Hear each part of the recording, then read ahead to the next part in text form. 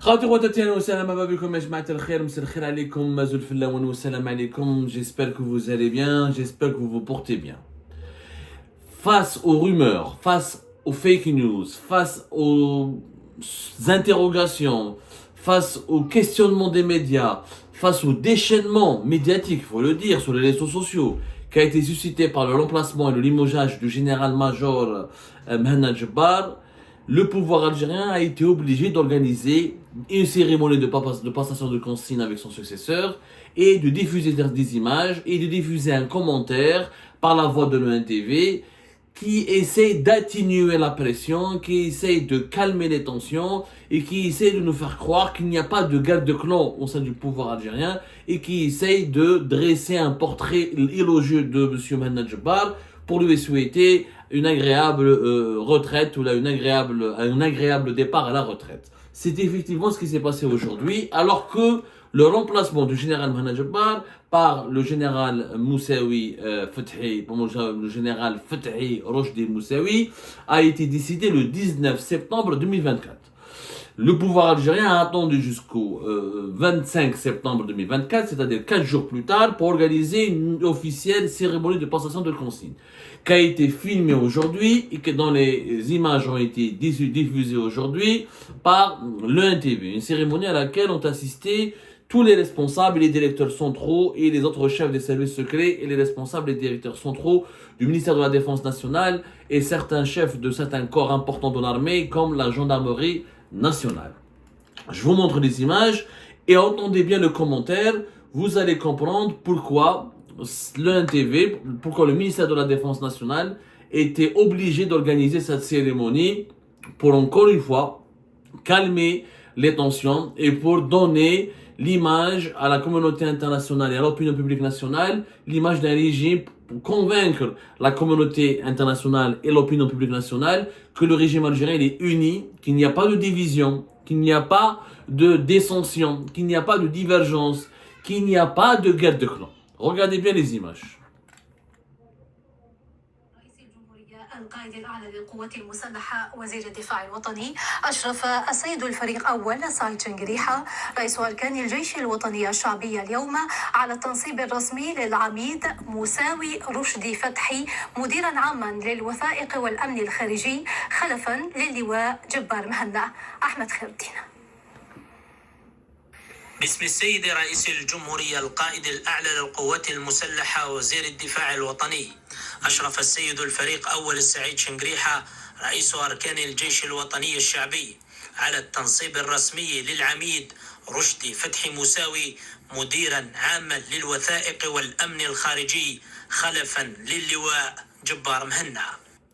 باسم السيد رئيس الجمهورية القائد الأعلى للقوات المسلحة وزير الدفاع الوطني ووفقا للمرسوم الرئاسي المؤرخ في 19 سبتمبر 2024 أنصب رسميا العميد رشدي فتحي موساوي مديرا عاما للوثائق والأمن الخارجي خلفا للواء جبار مهنا، وعليه أمركم بالعمل تحت سلطته وطاعة أوامره وتنفيذ تعليماته بما يمليه صالح الخدمة تأسيدا للقواعد والنظم العسكرية السارية وقوانين الجمهورية ووفاء لتضحيات شهدائنا الأبرار.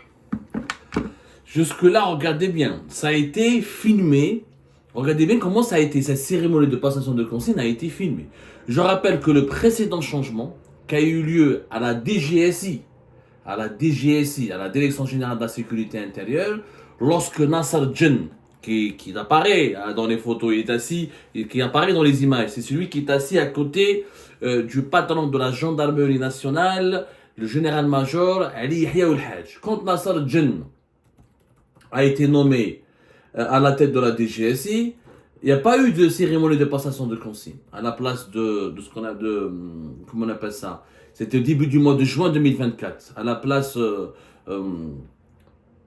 du général Likhal Mejdoub. À ce moment-là, à cette époque-là, Nasser Djen a été permanisé dans ses fonctions Il a été confirmé, il a été nommé, il a été désigné dans ses fonctions de directeur général de la DGSI, la Direction générale de la sécurité intérieure, le renseignement intérieur algérien, sont filmés ou sont diffusés la moindre image sur une quelconque cérémonie de passation de consigne. Pourquoi? Parce qu'à l'époque, Likhan Mejdoub était déjà très malade, il avait été victime d'un AVC, il s'était soigné en janvier 2024 en Belgique, à Bruxelles.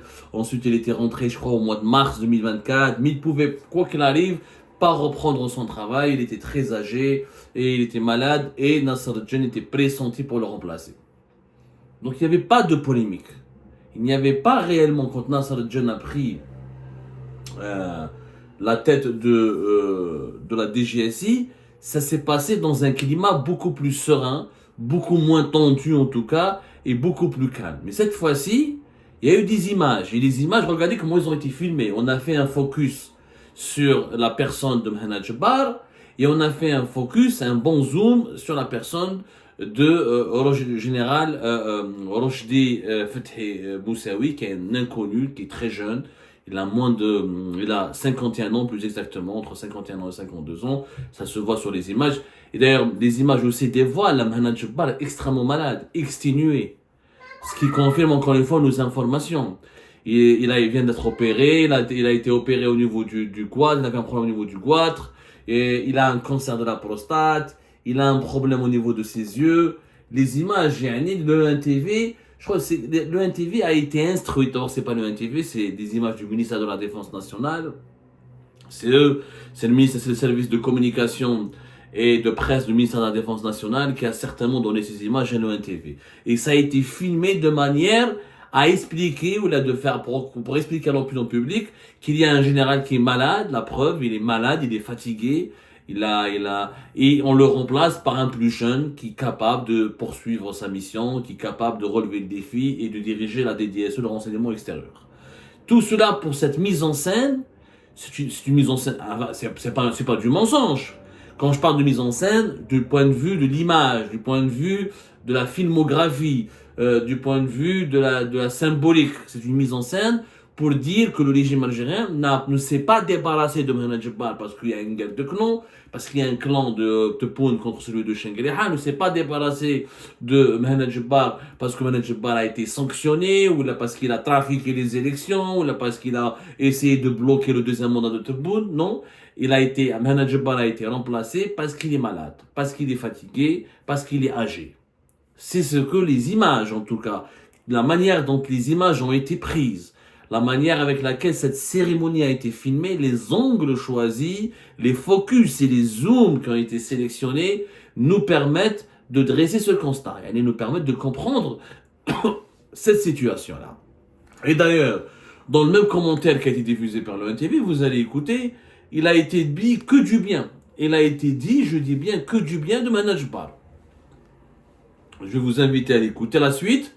Regardez la suite, ce qui a été dit sur Mehana Djebbar. وتخليدا لقيم ثورتنا المجيدة. هذه المناسبة كانت سانحة للسيد الفريق أول أسدى خلالها لإطارات هذه المديرية جملة من التعليمات والتوجيهات بغية مواصلة بذل المزيد من الجهود في خدمة الجزائر وحماية لمصالحها العليا، حثا إياهم على الالتفاف حول قائدهم الجديد ومساندته ودعمه في أداء مهامه من خلال التزامهم الكامل والوافي بالقيام بالمهام المنوطة بكل الصرامة اللازمة والمثابرة الضرورية. السيد الفريق أول أشاد بخصال اللواء جبار مهنا وبالأدوار الريادية التي أداها في المؤسسة العسكرية باعتباره ممن كرسوا حياتهم لخدمة الوطن والدفاع عن الجمهورية، حيث تحمل العديد من المسؤوليات بكل نجاح واقتدار وبرهن طيلة مساره المهني النير على كفاءة مهنية واحترافية أكيدة وقدرة عالية على المعالجة الدقيقة لمختلف الملفات والقضايا. عقب ذلك أشرف السيد الفريق أول على مراسم التصديق على محضر تسليم واستلام المهام. Vous avez bien vu? Pour celles et ceux qui ne sont pas arabophones, je vais traduire ce qui est étrange, ce qui est inédit. D'habitude, on se contente, les médias publics, les médias officiels du régime algérien, de l'État algérien, les médias publics et étatiques se contentent uniquement de donner l'information et de diffuser les images. Voilà, il y a un tel général qui remplace tel général et la cérémonie a été présidée par Saïd Chengriha, le chef d'état-major de l'armée, au nom du président de la République, qui est le commandant des forces armées et militaires du pays. Ça s'arrête là. Là, il y a eu un commentaire. Dans ce commentaire, donc, il y a les images de Rochdi Fethi Moussaoui, les images, le focus et le zoom sur la personne de Mehmet Djebbar, général-major Mehmet Djebbar, et le commentaire, il dit que Saïd Chengriha appelle tous les éléments de la DDSE, du service de renseignement extérieur, à travailler, à se montrer loyal, ou à travailler fidèlement, à se dévouer plutôt, le terme le plus exact, je dirais, travailler avec dévouement. Voilà. À travailler avec dévouement, à se consacrer, à se donner entièrement au service du nouveau chef qui s'appelle Fethi Moussaoui. C'est-à-dire que je parle là, il soutient la nomination de Moussaoui Fethi Rochdi. Il demande aux éléments de la DDSE de leur donner le meilleur d'eux-mêmes à leur nouveau patron et de travailler autour, de se fédérer autour de leur patron pour la réussite de leur mission et pour la réussite de leur tâche pour la préservation de la sécurité nationale. Donc là, Saïd Chengriha, il veut taire, en fait, il veut répondre aux critiques. Il veut faire taire les critiques. Il veut effacer le malaise. Il n'y a pas de guerre de clan. Fethi Moussaoui, il est proche du clan présidentiel de Tebboune, mais j'ai soutenu sa nomination. J'appelle les militaires de la DDSE qui ont statut de militaire. Donc c'est le chef d'état-major qui organiquement parlant, la DDSE, comme la DGSI, relève sa tutelle, c'est la présidence de la République, mais le statut des chefs et des agents des services secrets algériens c'est un statut militaire. Donc il reste des militaires, ils travaillent avec l'état-major de l'armée. Donc Chengriha demande à ce qu'il y ait une unité, une union sacrée, une force qui se constitue autour du nouveau chef de la DDSE qui remplace Mehmet Djebbar. Ensuite, il enchaîne, dans le même commentaire, on nous dit que Saïd Chengriha n'a pas tari d'éloge sur Mehmet Djebbar, il l'a remercié, il lui a témoigné sa reconnaissance et sa gratitude pour tous les sacrifices et les efforts fournis, à la fois durant toute sa carrière de militaire au service du pays, mais aussi il a mis en valeur le bilan positif des 2 années que Mehmet Djebbar a passé à la tête de la DDSE, puisque Mehmet Djebbar était depuis septembre 2022 directeur général de la direction de la documentation de la sécurité extérieure. Il a souligné, en fait, il a exprimé sa satisfaction par rapport au bilan de Mehmet Djebbar. Donc, c'est un exercice qui a été bien travaillé. C'est une allocution qui a été écrite soigneusement, et ça se voit qu'elle a été préparée pour répondre aux critiques et faire taire essayer de calmer, d'atténuer le malaise qui a été suscité par le remplacement brutal et troublant du général Mehmet Djebbar. Parce que 2 jours, le 19, et ça confirme nos informations, la signature, le décret de remplacement du général Mehmet Djebbar a été signé effectivement le 19 septembre 2024, le décret présidentiel. C'est-à-dire 48 heures après la reconduction de Tebboune pour un 2e mandat. Rien ne pressait. Abdelmajid Tebboune aurait pu attendre le 24, une semaine avant, la fin du mois de septembre, etc. Mais 48 heures après, ça veut dire qu'il y avait un impératif. Ça veut dire qu'il y avait une urgence. Certes, il y a un impératif et l'urgence, c'est la maladie de Mehmet Djebbar, qui est malade. Son opération, son cancer de prostate, ses problèmes de vue, etc. Il y a un impératif, mais il aurait pu être changé donc auparavant. Sachant que l'état de santé de Djebbar commençait à se dégrader depuis, selon nos informations, le mois de juillet 2024. Il est bien avant le début de la campagne électorale. Tebboune ne voulait pas le remplacer avant le début de la campagne électorale, Chengriha non plus, pour ne pas donner lieu à des spéculations, etc. D'ailleurs, il n'y avait pas de consensus autour de la personne de Fethi Moussaoui. Je pense que Tebboune a pris du temps pour convaincre Chengriha de ne valider et de ne pas opposer son veto contre la nomination de Fethi Moussaoui. Donc, ils ont pris leur temps, ils ont terminé la campagne électorale, les élections présidentielles, le 2e mandat. Ensuite, ils sont directement occupés du cas de Mehmet Djebbar. Donc, il était programmé ce remplacement. Le départ de Mehmet Djebbar était programmé. Mais la façon avec laquelle elle est intervenue, les circonstances dans lesquelles elle est intervenue, ça a donné naissance à un malaise. C'est-à-dire qu'on aurait pu attendre au moins la fin du mois de septembre, ou alors la fin du mois de septembre, genre jusqu'au 31, ou là, une semaine après, 10 jours après, au moins 15 jours après l'intronisation d'Abdelmajid Tebboune, on aurait acté son départ. Mais non, il y avait une urgence. L'urgence, Tebboune a profité de sa maladie, de la maladie de Mohamed Jabbar, parce qu'il est affaibli, donc il avait le prétexte pour le faire remplacer rapidement. Zaid, Rochdi, Fethi Moussaoui, il a été promu général au mois de juillet 2024, à la veille du 5 juillet 2024. Juste au moment du vote, selon nos informations, le 7 septembre, juste avant plutôt, avant la cérémonie de prestation de serment d'Abdelmajid Tebboune, il a été 3 jours auparavant rappelé à Alger, alors qu'il dirigeait le bureau de sécurité de l'ambassade de France à Paris. Et on l'a préparé pour lui annoncer qu'il va remplacer Mohamed Jabbar. Donc, Tebboune a fait le forcing, il a profité d'un contexte, de circonstances qui lui sont favorables. Le clan Tebboune a profité de ces circonstances qui leur sont profitables, favorables. Mohamed Jabbar malade et affaibli. Un deuxième mandat qui a été arraché et qui a été obtenu sans résistance majeure, mis à part l'anarchie et le chaos des résultats des élections présidentielles anticipées, et le remplaçant qui était prêt, qui a été choisi par le clan Tebboune, c'est Fethi Moussaoui, Fethi Rochdi Moussaoui, qui est prêt et qui est aussi général. On ne voulait pas le nommer à la tête de la DDSO alors qu'il était uniquement colonel. Et donc, Saïd Chengriha ne pouvait qu'accepter le choix de Tebboune, puisque Mohamed Jabbar, quoi qu'il arrive, était malade, et que lui n'avait pas de poulain, n'avait pas particulièrement de personnalité à proposer, et comme le deuxième mandat venait à peine de se terminer, que Tebboune est fort de ses prérogatives de nouveau président de la République pour un deuxième mandat consécutif, et donc Chengriha a cédé.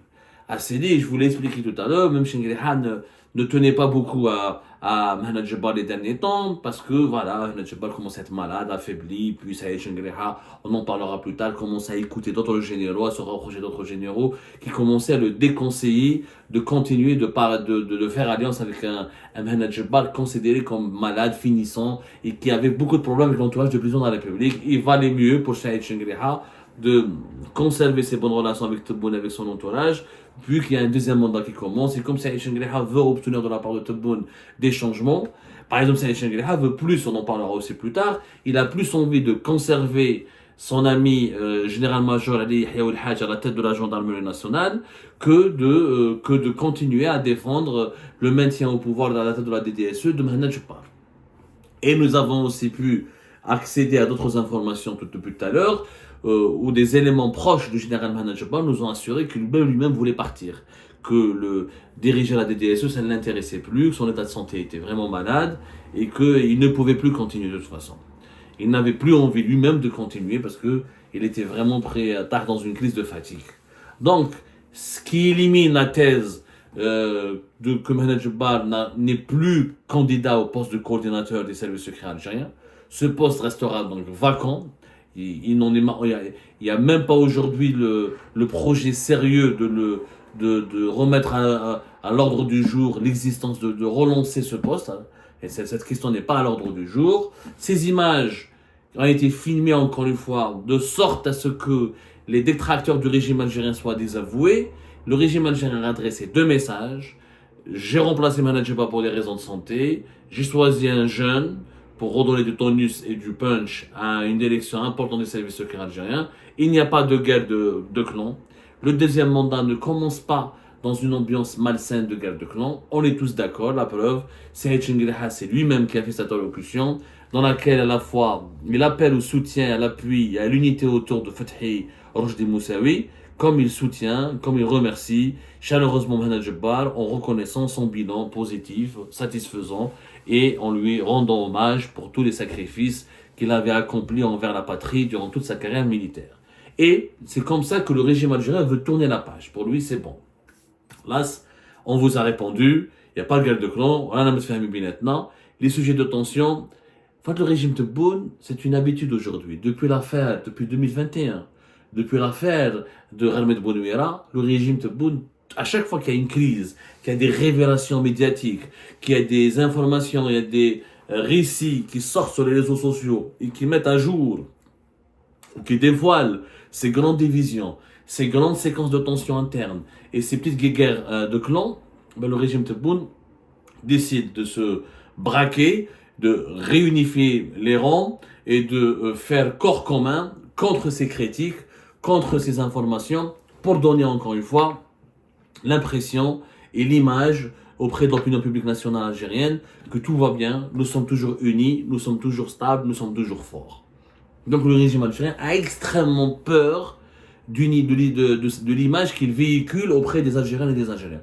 Il ne veut pas que le peuple algérien ait l'impression ou le perçoit comme étant un régime divisé, un régime désuni. Parce qu'un régime divisé, un régime désuni, c'est un régime qui est faible, qui n'inspire pas la crainte et qui pourrait relancer éventuellement les contestations et les protestations populaires. Donc le régime Tebboune a travaillé cette mise en scène, il l'avait bien étudié, il a préparé le récit et le commentaire pour adresser des messages directs à celles et ceux qui doutaient, qui se posaient des questions et qui s'inquiétaient ou là qui remettaient en cause sa capacité à rester uni après le remplacement d'une figure emblématique aussi importante de l'institution militaire et sécuritaire qui est le général-major Mohamed Jebbar.